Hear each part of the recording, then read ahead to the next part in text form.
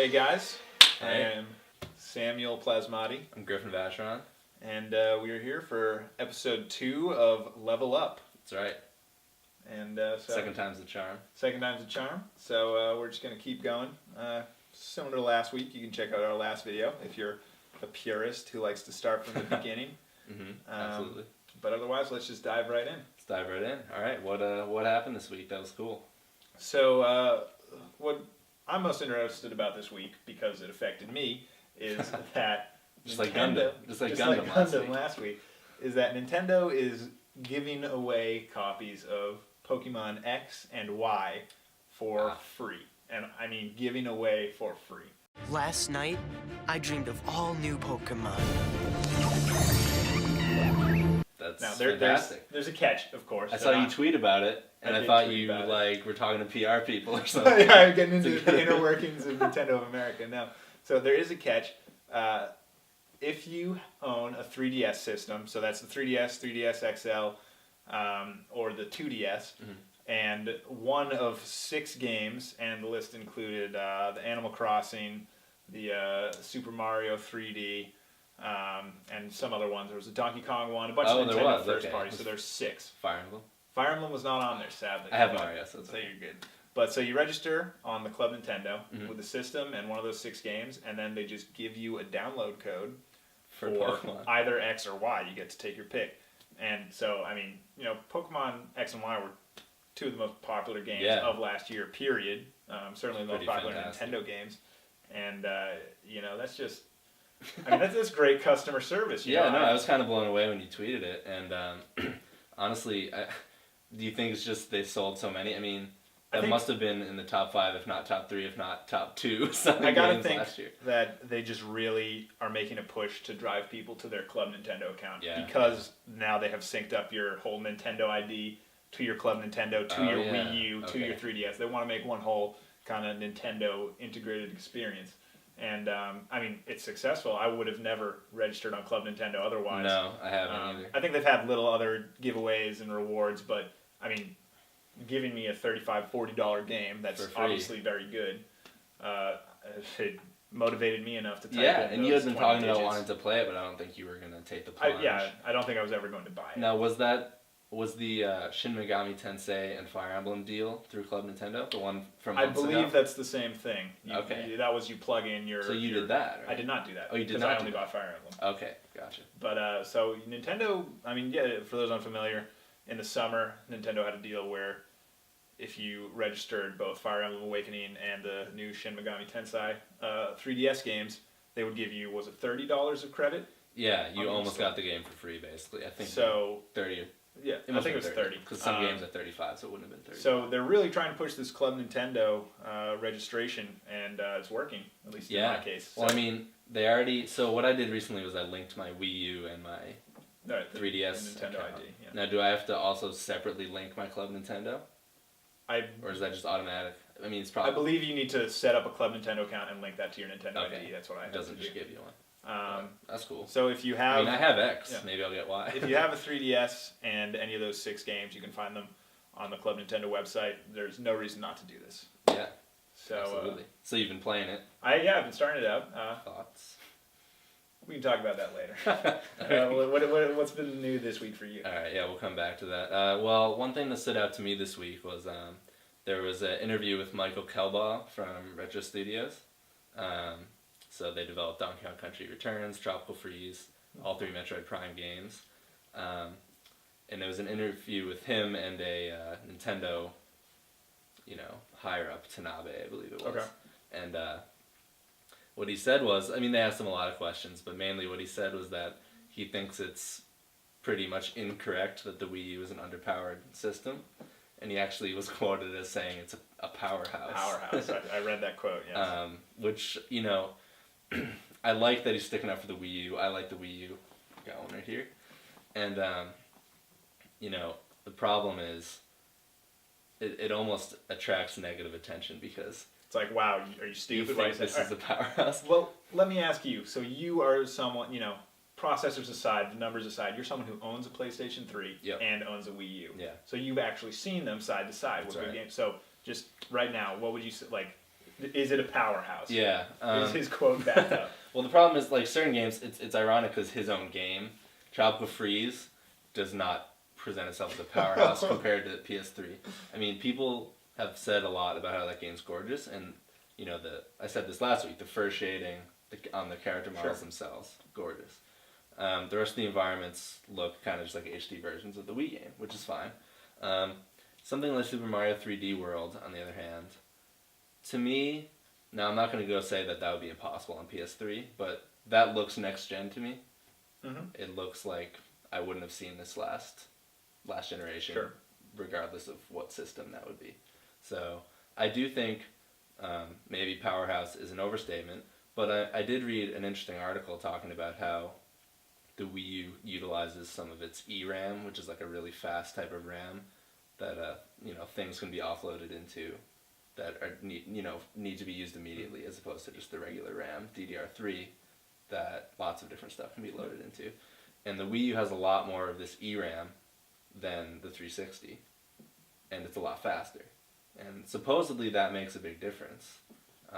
Okay, so maybe we can say it's a powerhouse compared to the last generation. Right. But I would imagine putting it up to PlayStation 4 or an Xbox One, that claim of being a powerhouse does not necessarily hold up. Yeah, it may not. And the other thing he said in the interview, he was saying, like, yeah, compared to the Wii, like, we didn't even have to worry about how many polygons we could use, and he was just like, we could use as many as we wanted. And he was like, it just made him sound silly, even though I knew what he meant, and he's a smart guy, and Retro makes great games. Yeah. But, I mean, most of the comments, the comment section, everyone was just kind of saying, like, well, compared to the Wii, he must think this is heaven. But, powerhouse is probably a little bit of strong language. Right. Now, this is the studio who made, first-person shooters on Wii and GameCube look like early 360, early age 360 games, so they have it in them. To use the most of what a system has to offer. DK is probably not the answer, but, if they make another Metroid game, I'm sure it'll look amazing for the hardware, Sure. So, yeah. Alright, so you mentioned downloading a free copy of Pokemon. I did. I assume that's what you've been playing. I have been playing. I started it out. Started out the new Pokemon. I picked up Y. Ivex. Because why not? Right. Forget that. I dreamed of awesome new legendary Pokemon. But anyway, so to anyone else out there who is thinking of picking up this free copy, I have played lots of Pokemon games. I think everyone in our age bracket, just about, especially when they first came out in the late 90s, was a Pokemaniac. Yeah, and it is somewhat unique to, not necessarily our exact age, but people around our age. We were elementary school kids. We were the generation. When Red and Blue came out. So, I had Pokemon. So we experienced Blue. it as kids and adults. Right. I had Blue, Yellow, Pinball, trading card game. Pinball. Silver and Gold, Emerald. I had the whole, wasted all my parents' money. Same, but I did not have Pinball. I didn't waste any money on this because it was free. So some initial thoughts, and I know you've played some of Y. I played some of X. You've played some of X, so maybe you'll back me up on this. It just seems, at least initially, they're giving you so many more tools to make the game easy, which, I would agree to an extent. There's positives and negatives to that, but what I mean by that is basically from the start of the game, they give you the experience share. Well, it's the experience all, I think. Well, yeah, I think they call it the experience share, but it is the experience all. Oh. It being that it's just a toggle on or off where every time you defeat an opposing Pokemon, your main Pokemon that participated in the battle gets the full experience, and everyone else gets half experience. So they had this before, and I think Pokemon Red, but it was very difficult. It's called the experience all. Well, basically what it is every game has had an experience share. Right, which is two Pokemon, right? Two Pokemon, it's a held item, and you give it to one other Pokemon who's not fighting. So this is just a toggle that you just get from the get-go. And so really right off the bat, you can just start power leveling your whole party. And, that takes away a lot of the grinding. If you catch a Magikarp, you don't have to go through that. But at the same time, back in the day, if you caught a Magikarp at level 5 and went through all of the effort to switch it up to get it to 20 and you got that Gyarados, you just felt good about yourself. That's true. I can't feel good about myself when I participate in a battle and then one of my other Pokemon who didn't Just fight evolves. And I'm just like, oh, that's... He's so inspired by what he saw. Right. He's so inspired by seeing But your, that doesn't make sense. your and then, Charmander. And furthermore, like, you know, they give you your starting Pokemon, and then 20 minutes later, they give you one of the original 3 starting Pokemon. Just right like that. Right, I forgot and, about like, that. that's cool. I'm glad I can get it, but I think it would have been cooler if, like, that was something I had to earn later on in the game. It's like, oh my god, I just got a Charmander. That's true. I mean, to be fair, I think it's cool that, you know, it has gotten to the point where kids who are playing X and Y as their first Pokemon game literally don't know what the old Pokemon are. Which is Like, fascinating Squirtle, to is that us. new? Right. Because So, we know, we've been with it progressively and seen all the editions. yeah, my buddy is student teaching, and he talks to the kids about Pokemon on their lunch break, and yeah, that's exactly what he told me, is he was like naming all these original 151, and they're like, what are you talking about? And they've just never seen it. And they had seen some of them in X and Y, and they thought that those were brand new, because they That's so funny. had played maybe Makes black total and sense, white, yeah. you know, and that's pretty amazing, and they were able to bond over that. A good. That's what Pokemon's all about. Yeah, sharing a bonding bond and between- friendship, you know? Friendship, You normally teach between me. man and Pokemon, but if it helps man and man get together, Some man-on-man action via Pokemon. friendship-wise. Yeah. Mr. Mime, suck that smirk off Misty's face! Yeah, But, friendship-wise. But so you know. Anyway, I don't want to ramble about this anymore. But it seems like it's gonna be fun. It seems like I'm getting into it as much as I ever have with Pokemon. Yeah. You know, and you know, as much as I gripe about how these additions make it easier. You know, on the other hand, that means a lot less grinding for me. I can get through the main story much quicker, which is not a bad thing. And I will say, the truth of the matter is, I haven't actually fought with the Magikarp to get it to a Gyarados, ever. I was always using the experience share. I have. So. Well, you may be in the minority I there. certainly am. The one thing I will say, just to quickly wrap that topic up, is that I liked the share because it was a nice tool, but the main Pokemon fighting would get less experience. They'd be splitting the experience with the one Pokemon holding it, so it made logical sense. The experience or now the share, how it works now, is literally fabricating experience out of thin air. Right. The main Pokemon is still getting full experience. Right. Everyone else is getting half. And if one of the other ones fights, it will also get full. Yeah, so if you participate at all in a battle, you get full. If you catch a Pokemon, you're still going to get full. Yeah. They're just throwing experience. So if you don't like this addition, on the other hand, logically, you can't justify not using it. Right. I mean, you can turn it off, but then, like, why am I wasting time when I don't have to? Literally wasting real life time. Anyways, it's a cool game. Yeah. I'm going to go back and finish X. And if you have a 3DS and one game, register and get it for free. Absolutely. So what have you been up to this week? Yeah, I've been playing, I actually reviewed the new Castlevania on PS3. It's also available for Xbox, of course. So this is the sequel to Castlevania Lords of Shadow. So it's a few years ago. Lords of Shadow 2. Okay. That's right. And the deal, I mean, that game was, I think people were surprised by how good it was. Because these are 3D, you're not side-scrolling. No, these are not side-scrolling. Which is why people are surprised, because... Right. Now, there has been another 3D Castlevania before Lords of Shadow. I don't think it was well received. I didn't play it. I'm not really familiar with it. I don't think it was well received either. Right. So Lords of Shadow, the first one wasn't, an opus, a must-play, but Castlevania fans appreciated it. Sure. And is better than anyone expected. And so Lords of Shadow 2, I think people were thinking developer Mercury Steam, they would nail it now. They had Lords of Shadow 1, and they would really crack open 3D Castlevania and like kind of bring it up to the level of notch. The 2D games, which are classics. Right. Unfortunately, I played the game. I mean, the plot is pretty interesting if you know about Castlevania and you've played some of the 2D ones. Yeah. There's the Belmont family, and then Dracula is usually the antagonist. Right, or someone related to Dracula. Right, someone associated trying to with resurrect him. Yep. In this game, and I wouldn't consider this a spoiler because it's in every review you'll read, you're Dracula, but you're a Belmont, Gabriel Belmont from the last game, is Dracula. I won't get into the details of why. Anyways, though, it's interesting, you wake up in the future, and it's modern day. I don't know if you knew that. Okay. It's the games do span, the timeline goes from way back when, a lot of them take place around the time of the Bram Stoker novel Dracula, right. 1898, and then they span all the way. The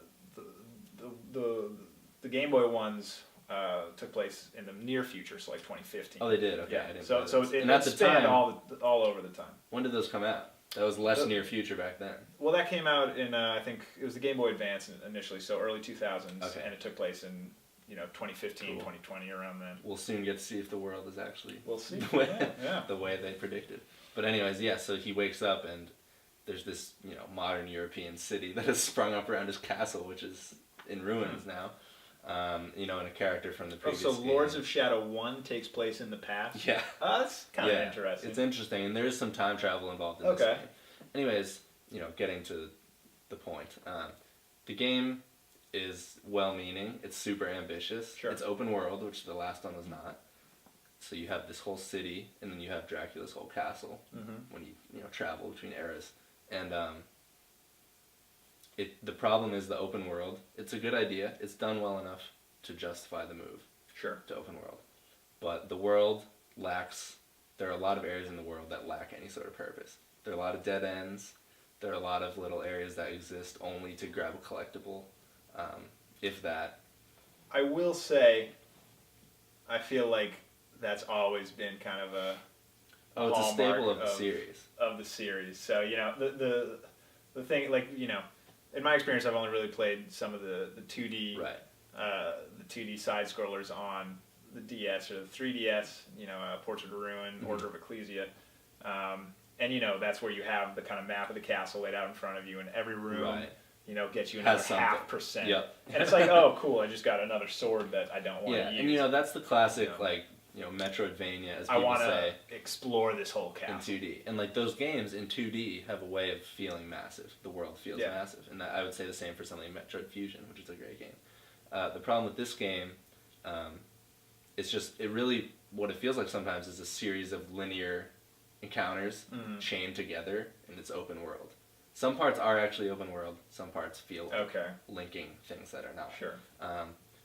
So that is what it is. I still think it was the right move. They didn't quite nail it, but It's good that they're going in a direction. yep. I mean, I guess the good part of the game, and definitely the highlight, is the combat. Sure. The combat is pretty cool. You have 3 weapons. One is just Dracula's whip. One is called the Void Sword, which is this sword it's kind of weak, but it'll heal you. And then he has the Chaos Claws, I believe they're called, and those just kick ass, and they can break through armor and nice. shields and stuff. And switching between those is pretty intuitive. That's cool. It's almost like, this is a stretch, but I played Lightning Returns recently, and you switch between the different garbs. The switching mechanic is interesting. So I liked that, and unfortunately, really, from there, if the combat is the highlight, there are platforming sections, which are very dull. There are stealth sections, which just, they're horrible. I thought they were horrible. And they make no That's a sense shame. because the game, the reason you have to be stealthy is because you supposedly can't defeat these enemies that are present in those segments, but there's no real explanation why you can't defeat them. Especially when, 98% of the game, the way you advance is just killing everyone. Hordes of demons and stuff. And then all of a sudden, I better be careful. It's not like in, say, Wind Waker, where the stealth segments, early in the game, you can't defeat That these makes sense, hulking yeah. enemies, so you have to hide. And then later in the game, you can kick their ass, and it's satisfying, because you had to hide before. So overall... So what I remember most about the Castlevanias I've played are these insane, massive, and long boss battles. Is that present in the 3D ones or not so much? The bosses are good. They're good. Okay. To me, they're not... And I remember, you have to jump to the left side of the screen, and then that part collapses, you got to jump to the right, and all the while hitting the guy and avoiding his attacks. Yeah. Is it that kind of thing? Or? I guess the comparison I can make is the jump from 2D Metroid bosses to 3D Metroid bosses was awesome. And they felt just as hard and challenging, if not more so, in 3D. You have to memorize all these awesome boss patterns. These bosses, some of them are pretty intuitive and clever, but they really just kind of seem like not as good God of War bosses. Which is cool, but it doesn't feel like Castlevania should feel, That makes sense. And in fact, a lot of the game, especially the whip, has a God of War vibe. I wouldn't say it's a poor man's God of War, because it's not like a ripoff, but some aspects can kind of resemble that. Yeah, that makes sense. Yeah. So... I wouldn't exactly recommend it. If you played Lords of Shadow 1, you'll want to know what happens in the story, Yeah. I guess. Or, I mean, if you love Castlevania and haven't played 3D, I would just say get Lords of Shadow 1. Yeah, and otherwise maybe just check out some of the 2D side scroller ones. Yeah, the GBA games. Yeah, good stuff. If this gets really cheap sometime, grab it. Otherwise. All right. So the last word of the week. I've been playing Grand Theft Auto 5. Again, yeah. I took like 2 weeks off to play other things. I came back to it just because it's GTA. You know, I want a little anecdote thing that makes me really appreciate all the detail Rockstar puts into the game. So after you beat the story, though you can do this before you beat the story, you can buy property with the 3 characters. I made Trevor, obviously you know who he is if you played it. I made him buy a little bar called the Hen House, I think it's called. Just kind of like a shack, you know. And so I'm just cruising around town, and you get a text from the guy who owns it, and he says, "Yo, the bar's being held up. Like, help me." So I'm like, "Oh shit!" So I mark it on my map, and I'm driving over there, and he's just riding on his ATV. You know, he has this like flame embroiled ATV at the end, and I drive over there, and then like all these thugs are like shooting up the place or whatever, and Trevor gets out, and he's just like, "Watch out, bitches! Like the new management's fucking crazy," or something. He starts shooting them. I thought it was cool because you know, each character, you could have bought that property with any character. Mm-hmm. So each character probably had their own dialogue for that encounter. That's a random encounter that may never happen. And so it's just little things like that. And as you know, the game has blue dots on the map throughout the game. All these random side missions, all tailored to each character. And yeah, just, you know, one of those gems that stands out and can be appreciated. Cool. Yeah. How about you? Well, so last week I talked about how I got the Humble Bundle for Sid Meier's. Oh, very nice. To get Civ 5. And so I was kind of looking through, they also put all his past games in there. Kind of on a whim, I downloaded the Sid Meier's Pirates from the mid-2000s. Yep. And, you know, I played that for a while. It's actually very fun. Oh, cool. You know, it's compared to the depth that you get in a Civ game, it's just so simplistic. You know, you have a ship, only 3 types of cannon to use, and then you just pick up crew, and really no customization whatsoever. But, you know, that's what makes it fun. You know, it's just simple. You can dive in. Right. You know, Brendan, a friend of ours, had mentioned he's been playing the new Assassin's Creed. Oh, which yeah. is obviously pirate themed. And he actually said it reminded him of Sid Meier's Pirates in many instances. It's a fun game. So, you know, if you did buy that bundle, maybe go back and dig through some of the old games. Very cool. Very cool. So, thanks for tuning in, guys, to episode 2 of Level Up. That's right. Hope you enjoyed it. Week. Until next week. Adios. Plasmatic 91 beats. Plasmatic 90. Hit me up on brought to you by Beats Music. Dr. Dre. Sinus, baby. It's rolling. It's rolling. All right.